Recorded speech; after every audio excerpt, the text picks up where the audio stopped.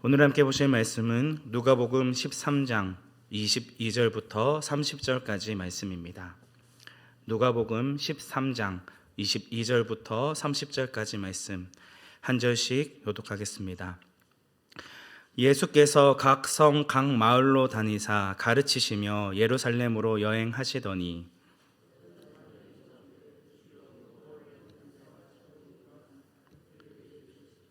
좁은 문으로 들어가기를 힘쓰라. 내가 너희에게 이르노니 들어가기를 구하여도 못하는 자가 많으리라.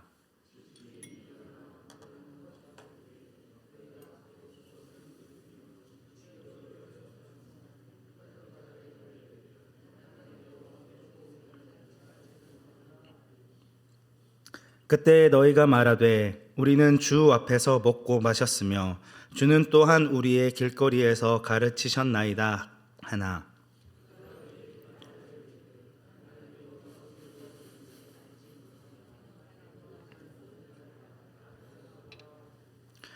너희가 아브라함과 이삭과 야곱과 모든 선지자는 하나님 나라에 있고 오직 너희는 밖에 쫓겨난 것을 볼 때에 거기서 슬피 울며 이를 갈리라.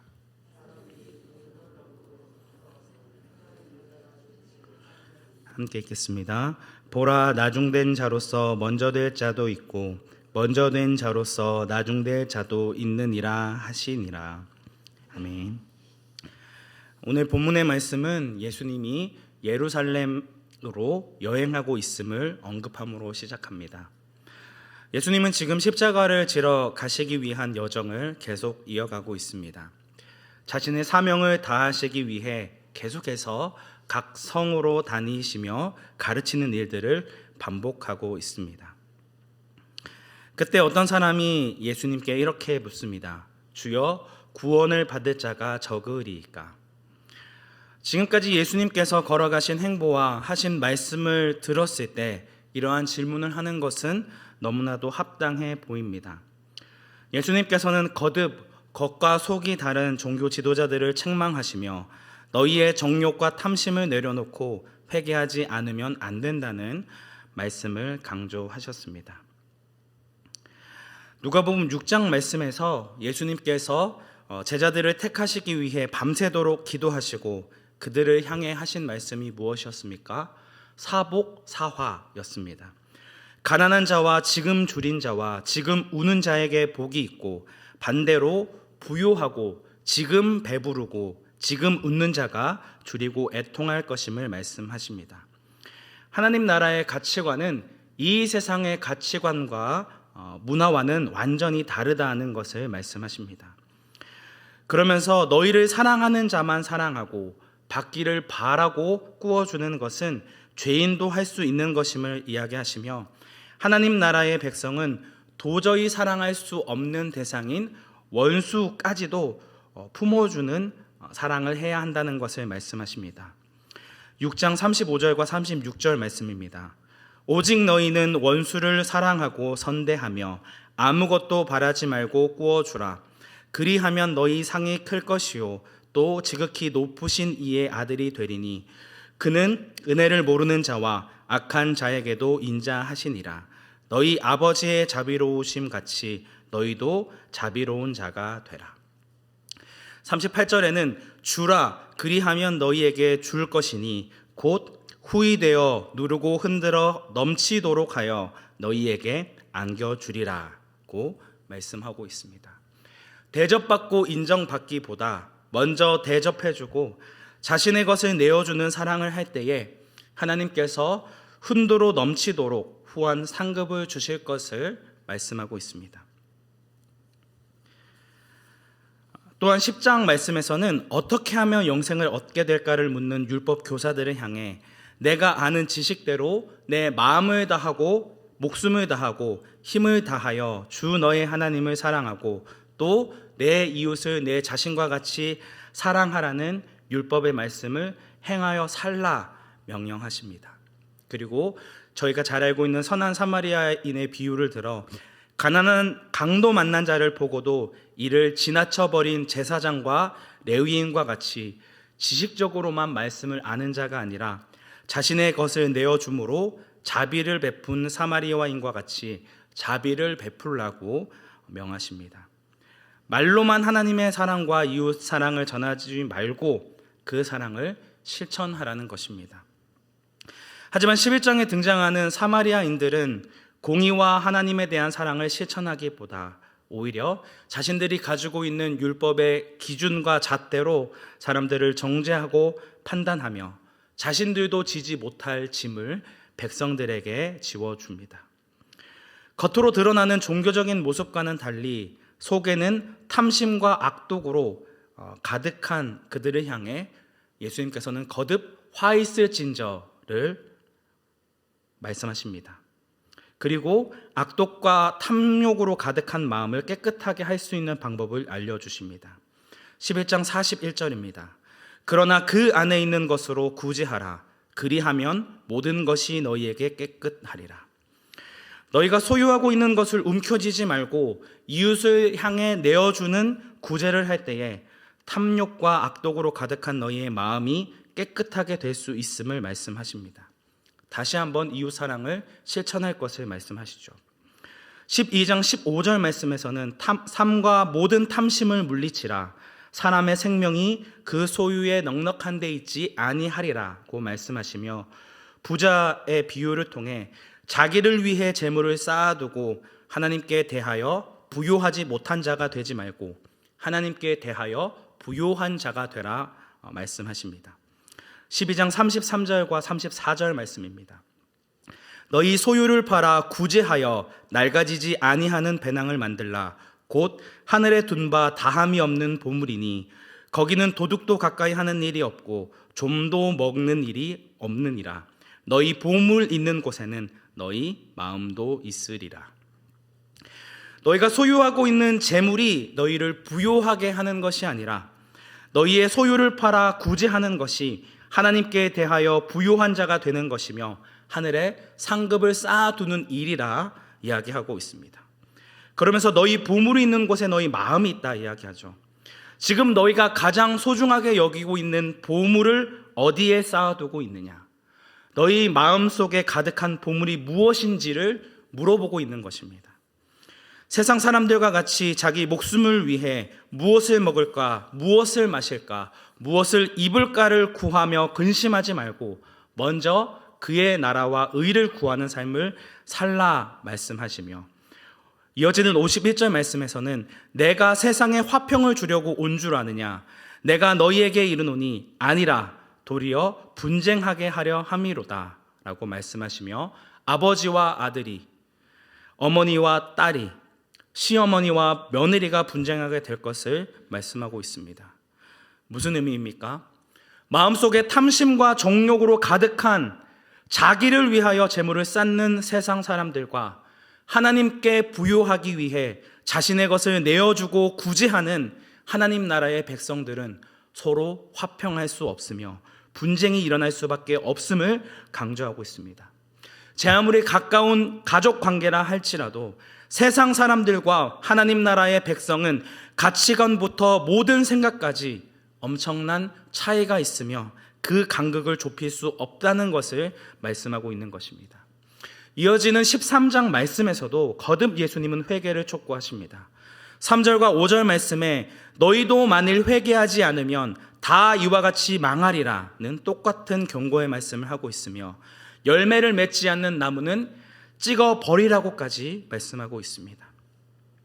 18년 동안이나 귀신이 들려 꼬부라져 있는 여자가 회복되어지는 영광스러운 모습을 보고서도 안식일의 병을 고쳤다고 화를 내는 회당장을 향해 외식하는 자라 말씀하십니다.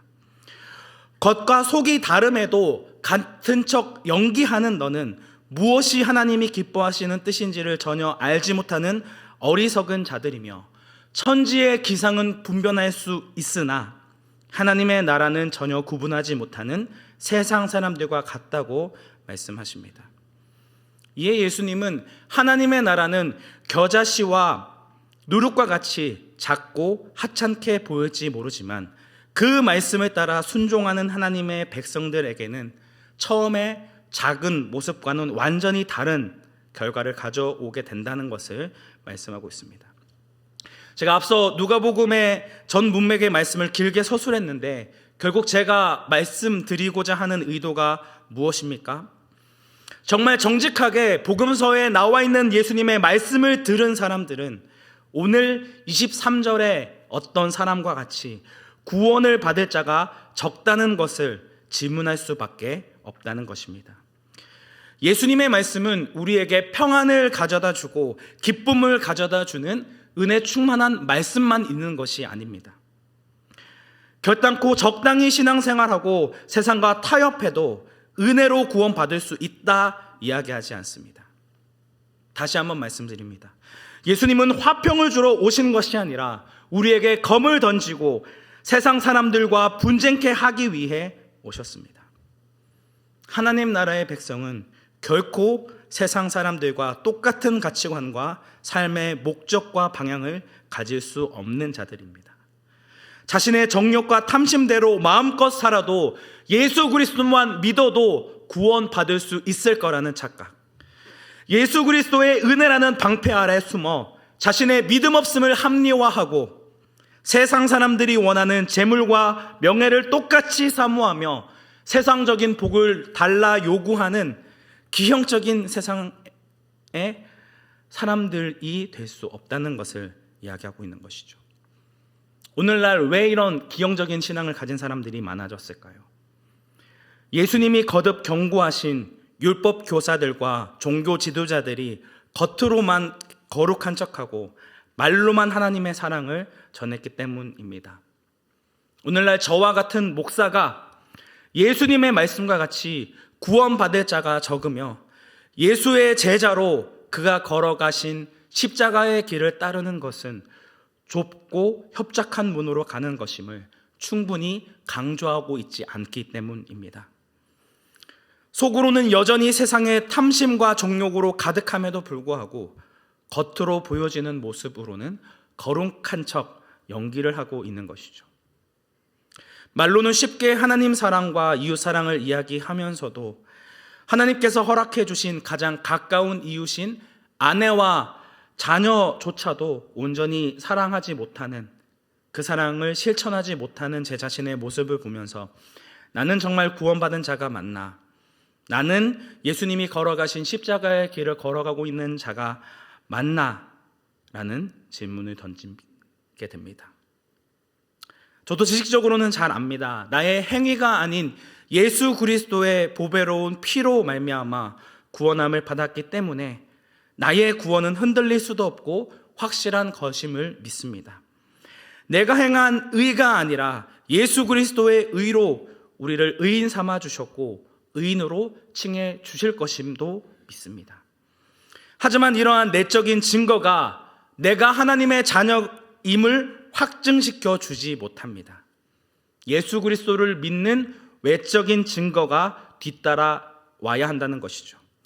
내가 지식적으로 알고 있는 예수님의 사랑을 실천하고 있지 않다면, 내 삶에 성령의 열매가 맺혀지지 않고 있다면 내가 알고 믿고 있는 지식은 말 그대로 지식에 그칠 수밖에 없습니다.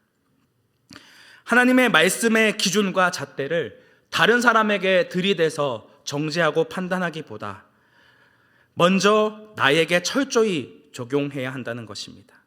날마다 하나님의 말씀에 비추어 내 자신의 신앙을 점검하고 나는 예수 그리스도의 복음에 합당한 삶을 살아가고 있는지를 돌아보고 또 돌아보아야 한다는 것입니다. 고린도후서 13장 5절 말씀에서는 너희는 믿음 안에 있는가? 너희 자신을 시험하고 너희 자신을 확증하라. 예수 그리스도께서 너희 안에 계신 줄을 너희가 스스로 알지 못하느냐? 그렇지 않으면 너희는 버림받은 자니라고 말씀하고 있습니다. 끊임없이 자신을 하나님의 말씀에 비추어 살아가는 삶이 있어야 한다는 것을 이야기하고 있는 것이죠. 예수님께서는 구원을 받을 자가 적으리까라고 묻는 사람을 향해 이렇게 말씀하십니다. 24절 말씀 함께 합독하도록 하겠습니다. 좁은 문으로 들어가기를 힘쓰라.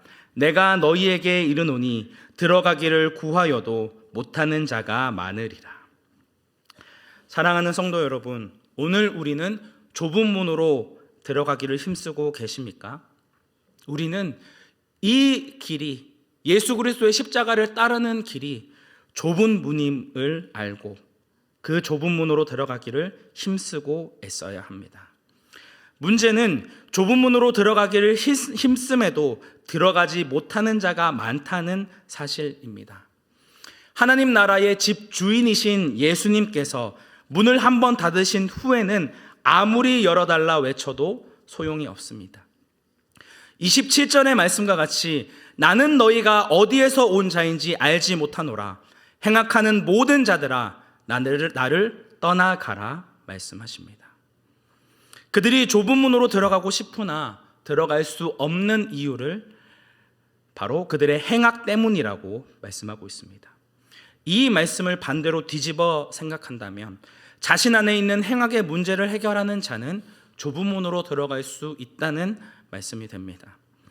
여기서 행악이라는 이 헬라어 단어는 불법을 의미합니다.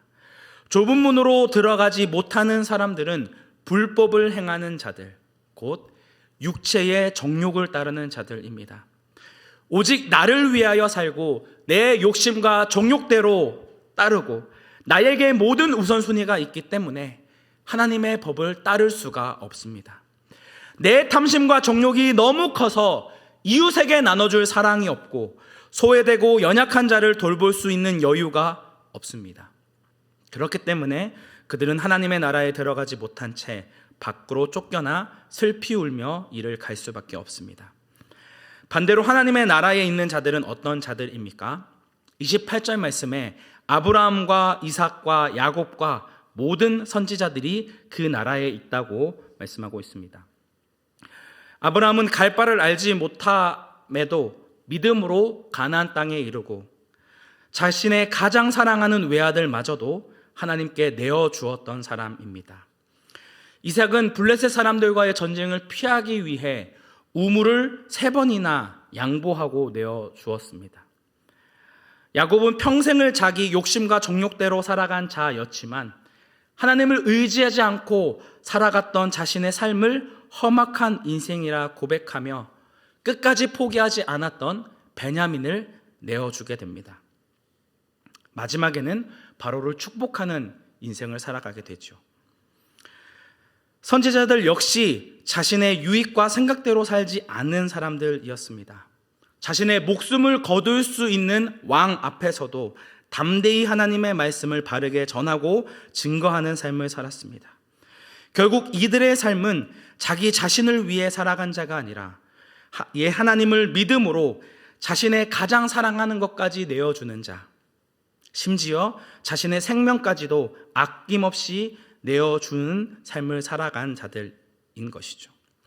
단순히 이들은 택함받은 하나님의 사람이었기 때문에 구원함을 받은 것이 아니라 택함받은 자로서의 삶을 살았기 때문에 구원을 받은 것입니다. 구원이라는 좁은 문을 들어가는 자들은 행악하지 않는 자들, 곧 하나님의 법을 따라 자신의 탐심과 정욕을 버리고 자신의 것을 아낌없이 하나님을 위해 그리고 이웃을 위해 내어주는 자들에게 주어지게 됩니다. 유대인들과 바리새인들은 그들의 조상들이 행하였던 것처럼 하나님과 이웃을 위해 자신의 것을 내어주는 삶을 살아야 했습니다. 그들에게는 하나님의 나라에 들어갈 수 있는 율법이 우선적으로 주어져 있었습니다. 하지만 그들은 율법의 정신을 잃어버리고 하나님과 이웃을 사랑하기보다 자신의 탐심과 정욕으로 가득한 삶을 살았습니다. 결국 행악한 삶을 살아감으로 하나님의 나라에서 쫓겨나게 되고 그 자리를 이방인들이 차지하게 되어집니다. 이것이 바로 30절에 이야기하고 있는 나중된 자로서 먼저 된 자가 있고 먼저 된 자로서 나중된 자가 있느니라 라는 말씀의 뜻입니다. 사랑하는 성도 여러분, 오늘 우리에게도 하나님의 사랑을 실천하고 우리의 탐심과 정욕을 따르는 삶이 아니라 오직 하나님의 나라와 그의 의를 위해 구하며 우리의 것을 내어주라는 말씀이 우리에게 주어져 있습니다. 이 말씀을 받았음에도 불구하고 그 말씀대로 살아가지 않는 자들은 먼저 된 자가 나중되는 그런 일들, 하나님의 나라에 들어가지 못하는 일이 우리에게도 동일하게 주어질 수 있습니다.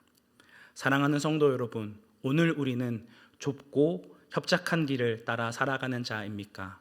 아니면 여전히 내 자신의 정욕과 탐심을 내려놓지 못하고 나를 위해서 살아가고 있는 삶을 살고 계십니까? 오늘 하나님의 말씀과 같이 좁은 문으로 들어가기에 더욱 힘쓰며 날마다 하나님의 말씀에 자신의 삶을 비추어 그 말씀대로 살아가는 온사랑교회 성도님들이 되시기를 주님의 이름으로 축복합니다. 함께 기도하겠습니다. 좁은 문으로 들어가라. 멸망으로 인도하는 문은 크고 그 길이 넓어 그리로 들어가는 자가 많고, 생명으로 인도하는 문은 좁고 길이 협착하여 찾는 자가 적음이라. 은혜가 충만하신 하나님 아버지, 우리는 말로는 하나님의 사랑을 잘 안다 이야기하면서도 예수님의 사랑을 실천하여 내 자신을 사랑한 것 같이 이웃을 사랑해야 한다는 것을 너무나도 잘 알고 있으면서도 여전히 우리의 마음 안에는 정욕과 탐심으로 가득하여 여전히 우리의 소유를 움켜쥐고 다른 사람에게 내어주지 못하는 행악한 자의 삶을 살아가고 있지는 않은지, 날마다 하나님의 말씀 앞에 우리의 자신을 비추어 우리의 자신의 신앙을 점검하고 주님 앞에 나아가는 저희들 되어지기 원합니다. 언제까지 하나님의 은혜의 방패 아래 숨어 자기의 믿음 없음을 합리화하며 여전히 자신의 뜻과 자신의 정욕대로 살아가는 자가 되어지지 않기 원합니다. 주님, 날마다 하나님의 말씀을 따라 자기를 부인하고 십자가의 길을 걸어가는 거룩한 주의 자녀가 되어지기 원합니다. 말로만이 아니라 진실로 그 삶을 살아내는, 그 좁은 문으로 들어가는 거룩한 주의 자녀 되기 원합니다. 우리의 삶을 붙드시고 주장하여 주시고 함께하여 주옵소서. 우리의 유일한 구원자 되시는 예수님의 이름으로 기도드립니다. 아멘.